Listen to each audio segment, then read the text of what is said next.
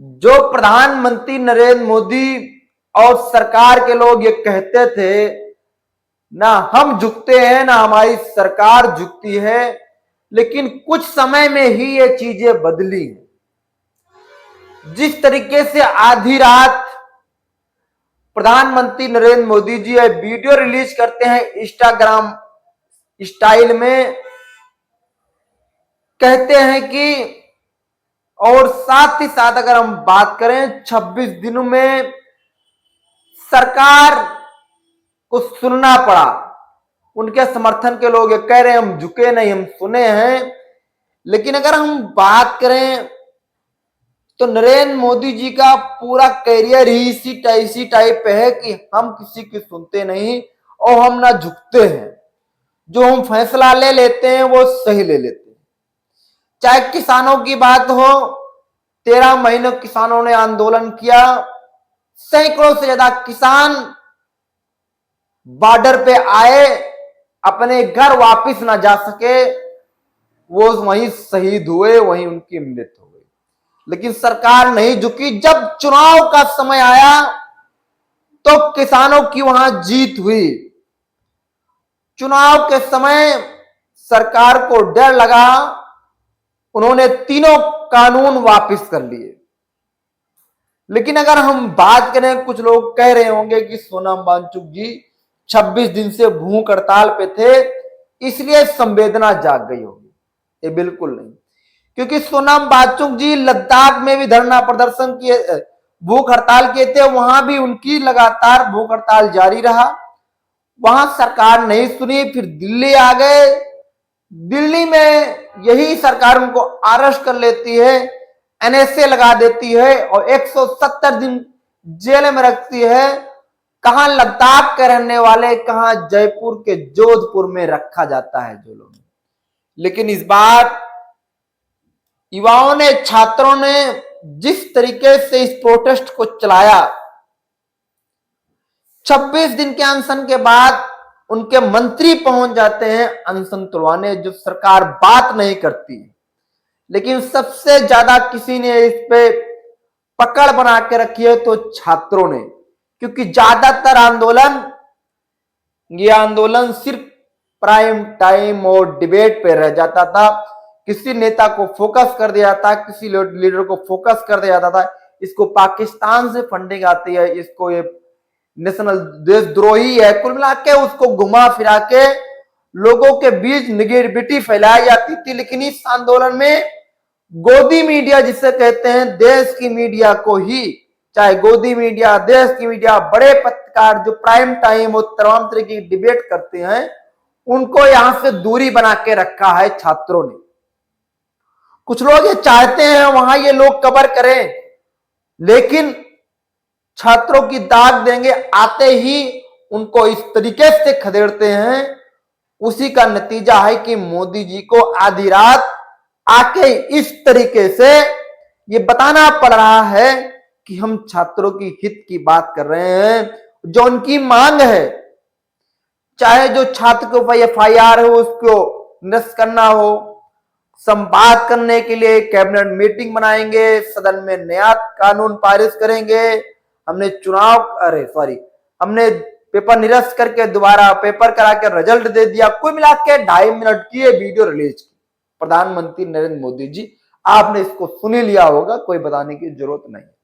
लेकिन सबसे महत्वपूर्ण बात यह है कि जिस तरीके से इस आंदोलन में लोग जुड़े, आंदोलन चल रहा था, इसमें जान आई, और जान जब 20 तारीख को सदन में परेड करने की बात थी, जब लाठी चार्ज हुई नेते छात्रों पे, बेकसूर छात्रों पे, जिसके हाथ में सिर्फ संविधान की किताबें, बाबा भीमराव अंबेडकर जी की तस्वीरें, चंद्रशेखर आजाद जी की तस्वीरें, भगत सिंह की तस्वीरें, उसके अलावा कुछ नहीं था। उनके ऊपर पुलिस प्रशासन ने बर्बरता से लाठीचार्ज की, सबके सामने महिलाओं के साथ बदसलूकी। जो वहां भूख हड़ताल पर बैठे थे उनके ऊपर भी लाठी, तमाम ऐसी तस्वीरें आई। लेकिन उसके बाद ये लगा कि आंदोलन खत्म हो गया। मुझे भी लगा, मैं वहां उपस्थित था, कि आंदोलन वाकई में खत्म हो गया, क्योंकि स्टेज तक नहीं बचे थे। बाबा साहब के अम्बेडकर की मूर्तियां जो लगी थी, तमाम चीजें वो टूटी फूटी, और जो स्टेज था वो भी कई दुर्दशा में विलीन था। वहां सिर्फ पुलिस प्रशासन, लोगों की छूटी हुई चप्पलें नजर आ रही थी, बिखरा हुआ सामान। लेकिन 3-4 घंटे, कई हजार राउंड, मुझे लगता है आंसू गैस के गोले जो भी सरकार के पास थे उन्होंने दागा। लोग वहां घूमते रहे, कभी इस गली से कभी उस गली। मुझे भी नहीं पता था दिल्ली की गलियां कहां हैं, मैं भी उसी गलियों में घूमता रहा डर के मारे, क्योंकि प्रोटेस्ट उस समय बहुत ज्यादा खतरनाक था। लेकिन धीरे धीरे करते देर रात तक, 12 बजे 1 बजे के बाद दोबारा लोग वहां आना दोबारा चालू हो गए, किस समझौते के साथ, किस गली के साथ। फिर सुबह होते होते जंतर मंतर पर कई हजार के ज्यादा भीड़ दोबारा पहुंच गई। वो स्थिति दूसरी थी।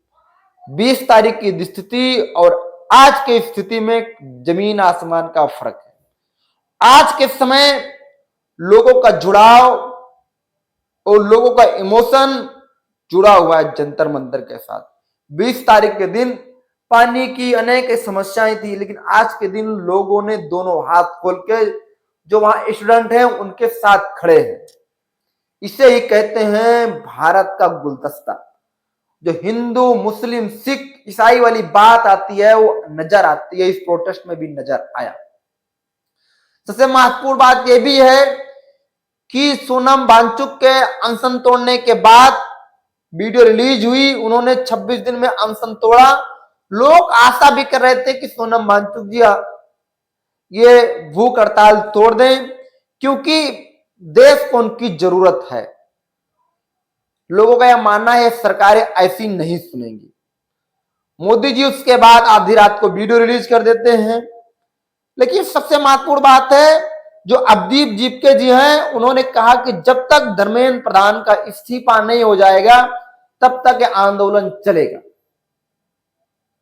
आप सोचिए जरा। और आंदोलन से लोग अभी जुड़ रहे हैं, लोग वहां बैठ रहे हैं, बड़े बड़े नेता, जर्नलिस्ट और तमाम जो समाज सेवी भी हैं इस आंदोलन में पहुंच रहे हैं। सिर्फ गोदी मीडिया के बाद, गोदी मीडिया वहां नहीं पहुंच रही। और ऐसी ऐसी तस्वीरें अब आना शुरू हो गई हैं, क्योंकि वहां फेसबुक, यूट्यूब, इंस्टाग्राम से लोगों के पास खबर जा रही है। जो लोग ये कहते थे कि सोशल मीडिया से ये कुछ नहीं हो सकता, युवाओं ने बता दिया कि सोशल मीडिया से ही होगा, क्योंकि देश की मीडिया और जो गोदी मीडिया है वो निगेटिविटी फैलाती है, लोगों की दिशा बदल देती, लोगों के विचार बदल देती है। प्राइम टाइम में जाओगे तो तू तड़ाक करके लोग उसको अपोजिट साइड भेज देते हैं। उसी का नतीजा है कि इस आंदोलन में कोई प्रवक्ता भी विशेष नहीं है, कोई बात करने वाला नहीं है, लेकिन पूरे देश के लोग एक होके, तरह तरह के विचार को रखने वाले लोग किसानों के साथ, सॉरी, नौजवानों के साथ, छात्रों के साथ खड़े हैं। जिस तरीके से तमाम भर्तियां घोटालों के अंदर में आ जाती हैं, छात्र लगातार मेहनत करते हैं, लाखों लाख रुपया खर्चा हो जाता है, समय बर्बाद होता है, लेकिन उनको इंसाफ नहीं मिलता। जरा आप लोग बताइए, क्या इस प्रोटेस्ट में धर्मेंद्र प्रधान जी का इस्तीफा हो पाएगा, या सरकार अपने जो स्टैंड रवैया, ठगी का रवैया है, ठगपन है, उस पर कायम रहेगी? जो कुछ लोग ये कह रहे हैं मोदी जी झुके नहीं है, मोदी जी सुने हैं। मोदी जी ना सुनते हैं, ना सुनने की आदत है। मोदी जी युवाओं के डर के मारे इन्होंने ये मैसेज डाला है 26 दिन बाद।